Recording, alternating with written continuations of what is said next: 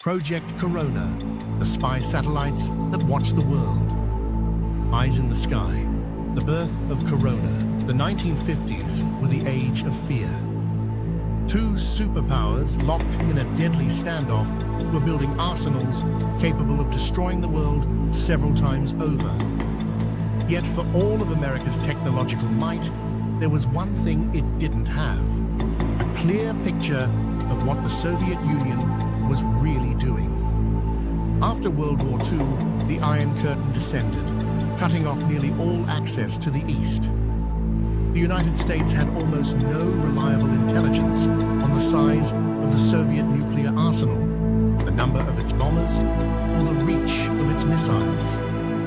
Reports were based on rumors, intercepted radio chatter, or the occasional defector's testimony.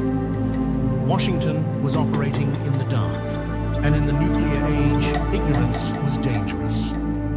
By the mid-1950s, paranoia had reached fever pitch. American analysts warned of a missile gap, the terrifying possibility that the USSR might have many more nuclear missiles than the US. If that were true, the balance of power could tip overnight. But there was no way to confirm it. The Soviet Union was vast, secretive, and heavily defended. Reconnaissance aircraft like the U-2 spy plane had given the US some intelligence, but those flights were incredibly risky. On May 1st, 1960, the nightmare came true. A U-2 flown by pilot Francis Gary Powers was shot down deep inside Soviet territory. Powers was captured, paraded on television, and the Eisenhower administration humiliated. The message from Moscow was clear: the age of aerial espionage was over. The United States needed new eyes, and this time they would have to be above the reach of Soviet missiles. Behind closed doors, the CIA and the US Air Force launched an audacious idea: to send cameras into orbit. The concept was as crazy as it was revolutionary. No one had ever successfully taken photographs from space, let alone sent physical film back to Earth. But the Cold War didn't wait for the impossible to become easy. It demanded it. The project was born under the code name Corona. Officially, it didn't exist. Publicly, it was disguised as a scientific research initiative called Discoverer, supposedly focused on space medicine and re-entry experiments. The cover story even included press releases and news briefings about biological samples returning from orbit. In reality, those capsules carried no biological samples, only secret film containing images of Soviet bases, missile silos, and airfields. At first, the odds of success were grim. The early launches failed one after another. Rockets exploded on the pad, malfunctioned in flight, or burned up during re-entry. Engineers at Lockheed's Skunk Works, working alongside the CIA's Directorate of Science and Technology, scrambled to solve 1,000 problems at once. Cameras jammed, film torn. Capsules missed their recovery zones by hundreds of miles. But failure only fueled determination. The stakes were enormous. Without reliable intelligence, US military planners feared the worst. Some believed the Soviets might have hundreds of ICBMs aimed at American cities. Others argued it was all a bluff. Only a camera in orbit could settle the question. By late 1959, the first real Corona satellite was ready. It was small by modern standards, barely the size of a refrigerator, but inside it was a masterpiece of engineering. It carried a panoramic camera system that used rotating lenses to capture wide swaths of Earth's surface on high-resolution film. The film itself, miles of it, was wound inside the satellite and would later be ejected in a sealed capsule protected by heat shields. That capsule would re-enter Earth's atmosphere, slow down by parachute, and be caught equipped aircraft flying over the Pacific Ocean. It sounded absurd, like something out of a science fiction novel. But in the desperate logic of the Cold War, it made perfect sense. Every successful photograph could mean the difference between peace and nuclear annihilation. When the first Corona capsule finally returned successfully to Earth in August 1960, the team at the CIA's hidden control room held their breath as the film was developed. What appeared on the screen changed history.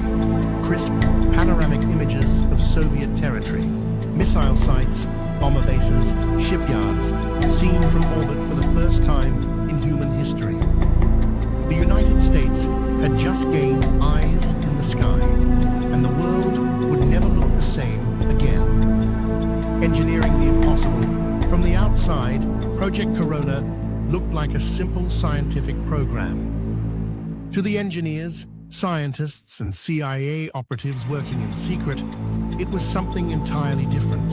One of the most ambitious technological projects ever attempted.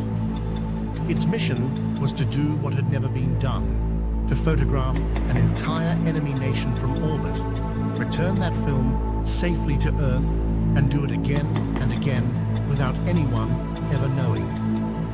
But in the late 1950s, spaceflight was still an infant science. NASA itself had only just been created.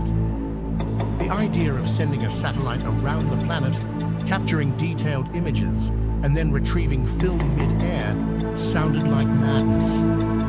Yet the Cold War demanded miracles.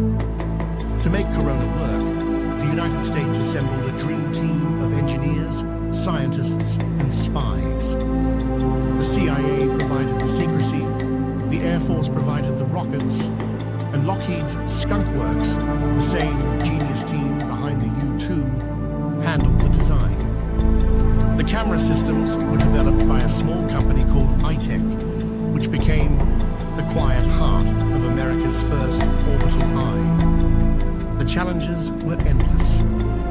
Cameras needed to survive the vibration of launch, the freezing cold of orbit, and the blazing heat of re-entry.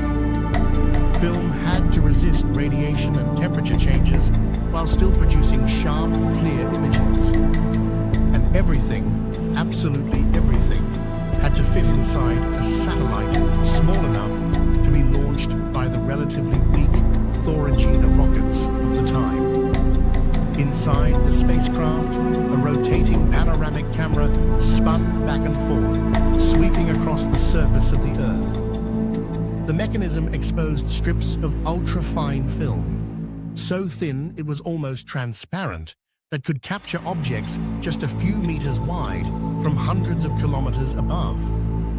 Over time, Corona satellites would carry multiple cameras, each improving the resolution and coverage until they could photograph targets with astonishing clarity. But taking the pictures was only half the battle. The real challenge was getting them back. Because the technology to transmit high-resolution images electronically didn't exist yet, Corona had to physically return its film to Earth. To do that, engineers invented a device that bordered on the impossible, a small re-entry capsule known as a film bucket. Once the satellite's mission was complete, this capsule would detach, fire retro rockets, and plunge through the atmosphere wrapped in ablative heat shielding. At a precise altitude, it would deploy a parachute, and that's when the next miracle had to happen. Waiting in the skies above the Pacific Ocean were specially equipped aircraft, their bellies fitted with long metal arms tipped with hooks. Their mission, to snatch the parachute mid-air before it could fall into the ocean. If they missed, recovery ships were waiting below, but if the capsule sank, the intelligence would be lost forever. The pilots who performed these mid-air recoveries were called skyhook crews, and their job was as dangerous as it was secret. Flying at just the right altitude and speed, they would race toward the descending capsule, snag its parachute, and reel it in like a giant mistake, one gust of wind, and years of work could vanish into the sea. Between 1959 and 1960, 12 missions failed in a row. Rockets exploded on launch. Capsules missed recovery zones. Cameras malfunctioned. Engineers joked grimly that Corona stood for Can't Obtain Reliable Orbital Near Atmosphere. The program was on the verge of cancellation. Then came Corona Mission 9009, launched on August 18, 1960. This time, everything worked. The capsule was recovered mid-air over the Pacific, and when the film was developed, analysts were stunned. The photos covered more territory in a single mission than all previous U-2 flights combined. The impossible had been achieved. Inside the CIA's secret viewing rooms, the mood shifted from exhaustion to awe. For the first time, the United States could peer directly into the heart of the Soviet Union without risking a single pilot's life. The engineers who had spent sleepless nights designing mechanisms the size of a watch now realized they had changed history. What they had built was not just a camera in space, it was the first true spy satellite. And as the images began pouring in, Washington's understanding of the Cold War was about to change forever. Operation Discoverer. Secrets in orbit. When the first Corona capsule was successfully recovered in August 1960, the world celebrated what appeared to be a scientific triumph. Newspapers ran headlines about Discoverer Team, a U.S. satellite that had completed a flawless re-entry and recovery. The Air Force proudly displayed the capsule to reporters, even donating it to the Smithsonian. No one suspected the truth. The biological experiment, returning from space, actually contained the first photographs ever taken of the Soviet Union from orbit. Behind this smiling public face, the real program, Corona, continued in total secrecy. The name Discoverer became one of the most effective cover stories of the Cold War. While scientists talked about studying radiation and weightlessness, the CIA was using the same rockets to launch advanced spy cameras into space. The early Corona satellites, known as Keyhole 1 KH-1 models, were primitive by modern standards. Their resolution was about 8 meters per pixel, enough to spot airfields, missile sites, and industrial complexes, but not to read license plates. Still, it was revolutionary. In a single pass, Corona could photograph more territory than dozens of U-2 missions combined. For the first time, the United States could see inside the Soviet Union's hidden military machine. Entire missile fields were mapped. Nuclear test sites in Kazakhstan and Novaya Zemlya were photographed. Naval shipyards along the Arctic coast came into view. Suddenly, what had been invisible for a decade was laid bare. The photographs delivered a shocking revelation. There was no missile gap. For years, American intelligence agencies and politicians had warned that the USSR was far ahead in nuclear weapons. But the satellite images told a different story. The Soviets had far fewer intercontinental ballistic missiles than feared, perhaps a tenth of what US analysts had claimed. Corona's pictures effectively rewrote the balance of power. The discovery changed US strategy almost overnight. The panic about Soviet superiority faded, replaced by confidence grounded in real data. The US could now make decisions based on facts rather than fear. It was one of the greatest intelligence victories of the Cold War, and one that no one could talk about. Inside the CIA, the success of Corona sparked a technological arms race of its own. New versions of the satellite were developed at breakneck speed. The KH-2, KH-3, and KH-4 models improved stability, camera precision, and film capacity. Engineers found ways to carry 2 film buckets instead of 1, doubling the coverage. Later versions could photograph objects as small as 2 meters across, good enough to identify bomber aircraft, missile launch pads, and even individual vehicles. Each mission carried code names, each capsule recovery a moment of silent celebration. Crews at Hickam Air Force Base in Hawaii or Fairchild in California would track descending capsules through the night sky, coordinating the C-119, flying boxcars, and C-130 Hercules recovery planes that hooked them mid-air. It was a choreography of secrecy and precision, all to retrieve a few reels of film that could determine the fate of nations. Even as Corona expanded, its cover story remained airtight. The Discoverer program produced fake press kits, staged photos, and even fictional test objectives. Engineers were told not to discuss their work outside secure facilities. Pilots who recovered the capsules didn't always know what they were carrying. The system worked so well that for decades, the truth remained hidden from the public and even from most of the military. Meanwhile, the intelligence poured in. Corona not only mapped Soviet missile fields, it also provided early warnings about Chinese nuclear testing, tracked developments in North Korea, and monitored conflicts in the Middle East. It became a silent witness to world events, orbiting high above, unseen but always watching. By the mid-1960s, Project Corona had become indispensable. Each mission added to the United States' growing atlas of global surveillance. Analysts at the CIA's National Photographic Interpretation Center, NPIC, in Washington spent days poring over film interpreting the faint details captured from hundreds of miles above. A single image could trigger a policy shift or defuse a crisis. The Cold War was no longer just fought on the ground or in the air. It was fought through the eyes of orbiting cameras. And the side that could see first held the advantage. As technology advanced, the engineers behind Corona were already thinking ahead. Higher resolution, longer missions, more precision. The dream of an all-seeing eye in the sky was becoming real. But with each improvement came new ethical questions. How far could surveillance go before it crossed the line between security and intrusion? For now, no one asked. The stakes were too high, the success too intoxicating.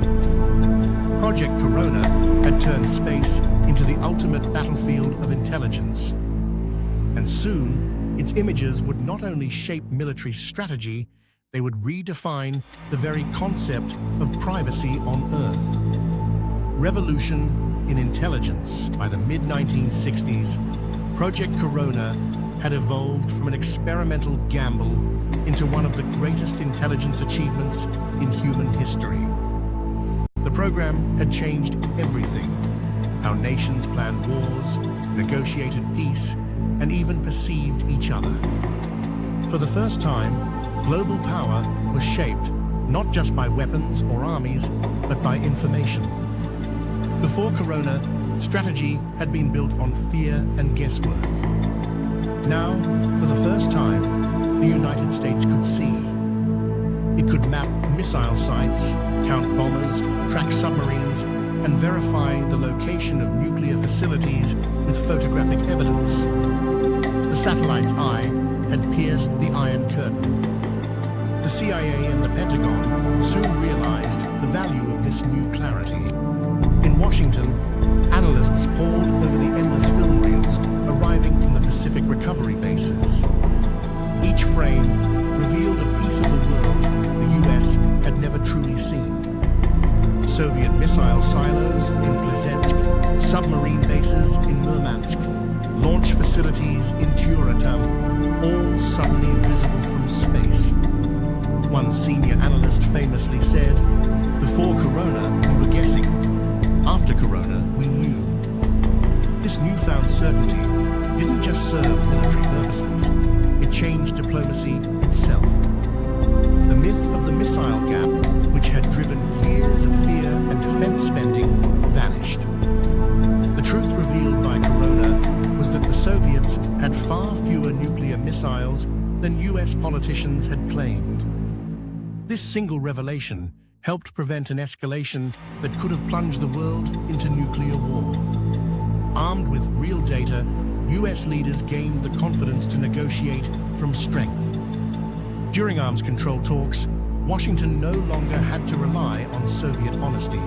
It had photographic verification. Corona became the backbone of the emerging doctrine of trust but verify.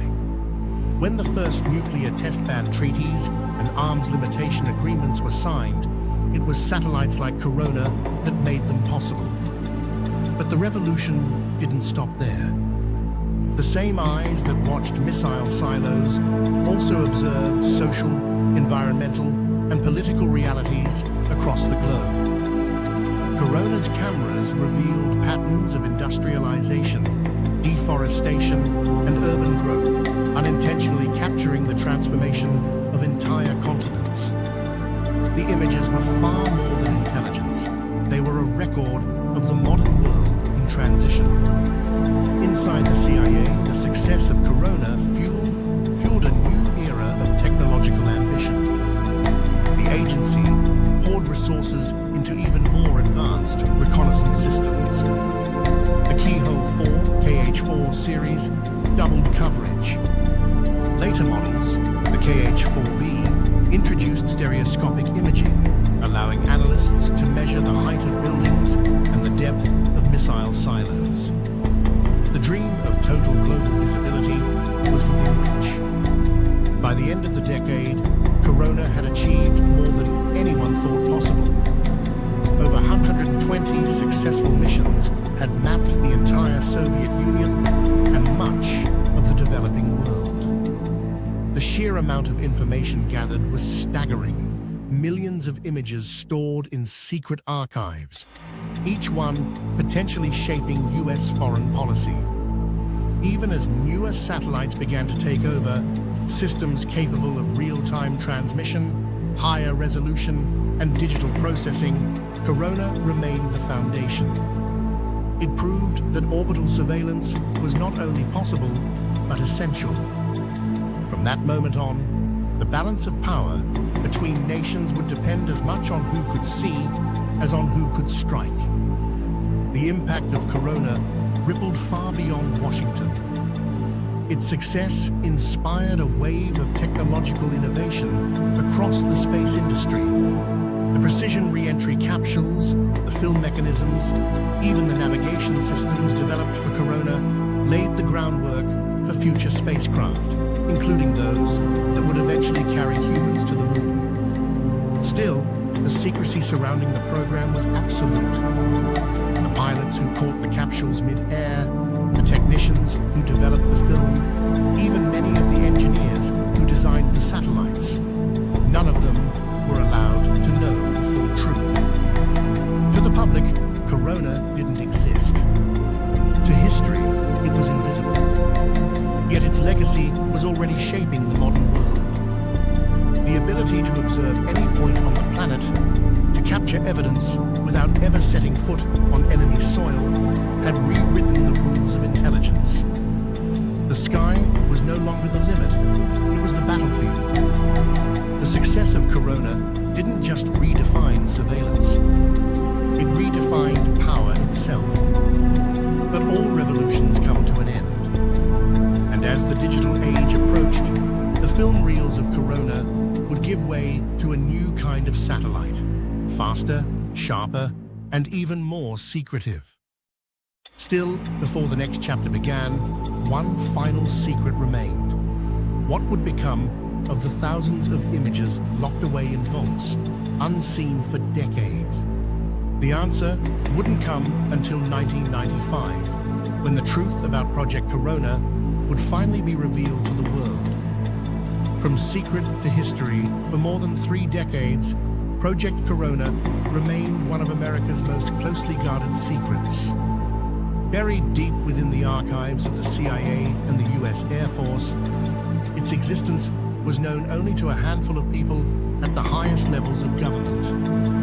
Even the engineers who had built its components were told they were working on space experiments. The truth that they had helped create the world's first spy satellite system would not be revealed until long after the Cold War was over.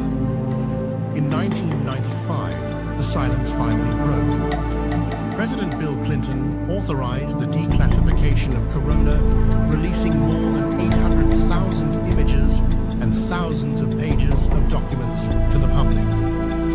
For historians, scientists, and the engineers who had once worked in secrecy, it was a revelation. What had once been a ghost program suddenly came to life, a missing chapter in the story of the space age. When the first photographs were shown to the world, they were stunning. Grainy by modern standards, perhaps, but crisp enough to reveal entire landscapes in breathtaking detail. Cities, deserts, mountains, and forests captured as they were in the 1960s, a global snapshot of an Earth untouched by the satellites and digital cameras that would later dominate the sky. Scientists quickly realized that Corona's legacy extended far beyond espionage. The program's imagery became an unexpected treasure trove for archaeology, geography, and climate research. Archaeologists discovered ancient trade routes and buried ruins in the Middle East. Environmental scientists compared Corona images to modern data to track glacier retreat, deforestation, and urban growth over 50 years. What had once been built to spy on the Soviets had become a priceless record of the planet itself. But perhaps the most striking revelation was what Corona symbolized, the beginning of the modern surveillance era. It had paved the way for every satellite that followed, from military reconnaissance platforms to weather satellites, GPS systems, and eventually the eyes in the sky that map our world today. The same principles that allowed Corona to photograph missile silos now allow anyone with an internet connection to zoom into any street on Earth. For the intelligence community, the declassification of Corona was also a rare moment of pride. Engineers who had once kept silent about their work were finally able to tell their stories. Veterans of Lockheed, ITEC, and the CIA reunited to celebrate the impossible feat they had achieved under unimaginable pressure. They remembered the endless failures, the launches that exploded, the nights spent praying that a parachute would open over the Pacific. For them, Corona was not just a program. It was proof that human ingenuity could turn paranoia into progress. Yet the moral questions lingered. Corona's success had blurred the line between observation and intrusion, between defense and domination. For decades, it allowed one nation to see another's secrets without consent, raising timeless questions about privacy, power, and control. Today, those same questions echo in debates about digital surveillance, satellite tracking, and artificial intelligence. The tools have changed, but the dilemma remains. In the end, Project Corona stands as one of the most extraordinary achievements of the 20th century, a perfect reflection of the Cold War's paradox. It was born of fear, fueled by secrecy and hidden behind lies. And yet it advanced science, prevented war, and gave humanity a new way to see itself. When those first images returned to Earth in 1960, black and white panoramas of a world divided by ideology, few could have guessed what they represented. They were more than intelligence data. They were the dawn of an age where nothing on Earth would ever be truly unseen again. This was the story of Project Corona, the the spy satellites that watched the world, a secret mission that turned the night sky into humanity's ultimate vantage point. If you enjoyed this deep dive into Cold War secrets, technology, and espionage, don't forget to like, comment, and subscribe for more untold stories from the hidden battlefield of history.